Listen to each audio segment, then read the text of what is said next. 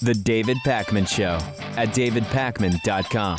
The David Pakman Show is really mostly funded by individual memberships, like the ones you can get at davidpakman.com/membership. You can read about member benefits, and the reality is that if you look at what the average person, Lewis, it's incredible, spends on overpriced coffees in a month, we're talking about a drop in the bucket to really go a long way to supporting strong independent media. It's why I recommend a David Pakman Show membership. That's right, and whatever Dave Pakman recommends, is a great idea. No question about it. The National Organization for Marriage's confidential 2009 memos that were recently released have created a huge stir because they blatantly sought to divide racial communities over the issue of same-sex marriage. And now, National Organization for Marriage President Brian Brown is responding to the controversy by invoking the exact same race-baiting strategy outlined in the documents. In other words, if the idea was to get the people who were angry to be less angry, it's certainly not working. Brown said that after being formed in 2007, the organization has worked with supporters of traditional marriage from every color, creed, and background. We've worked with prominent African American and Hispanic leaders, and he names several of them, all of whom share our concern about protecting marriage as the union of one man and one woman. Now, gay marriage advocates have attempted to portray same-sex marriage as a civil right, but the voices of these and many other leaders have provided powerful witness that this claim is patently false. Gay marriage is not a civil right, and we will continue to point this out in written material such as the ones released in Maine. So what is being done here, Lewis? It's very clear. And we saw this with the Prop 8 vote in California. How long ago was that at this point? I mean, it's been years since the initial Prop 8 vote. Yeah. It's now been in lawsuits and appeals.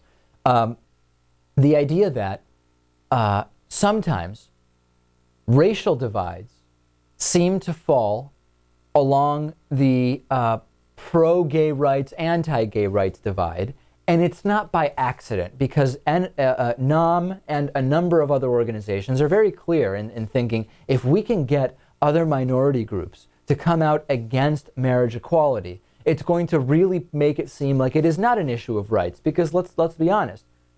African Americans in the civil rights movement of the 60s, if gay marriage were a civil right, you'd think they would also be for it. So getting prominent African Americans to speak out against it really plays into the strategy, and it's really a despicable strategy. But it is an effective strategy. It is effective, and it's actually sad that so many African Americans do oppose marriage equality for a number of different reasons, in part sometimes religious, in part for other reasons.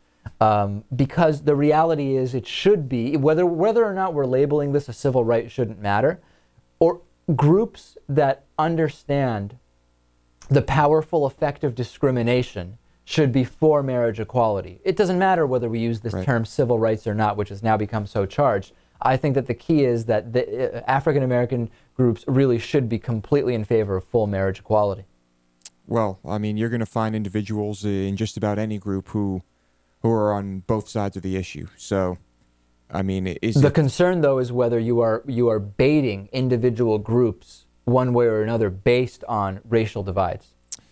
But the people in those groups who are allowing you to do it, they're allowing NOM to do it. They're allowing. Well, we're getting into some. I mean, Natan, just because a group successfully does something, does it mean that they are being allowed, or does it? I mean, if someone brainwashes you, have you allowed them to brainwash? That's a way of turning them into victims. I don't know that I buy that. Yeah, I definitely don't buy that in principle. But what I'm going to say about this is, all these religious groups, the African American religious groups that are opposing this, there are ways to be religious and still support gay marriage. I mean, there are religious people that support gay marriage, and this is a bunch of religious groups that all oppose gay marriage. But there's nothing automatic that says that you can't be religious and still support gay rights. I wouldn't argue with that. No doubt, yeah.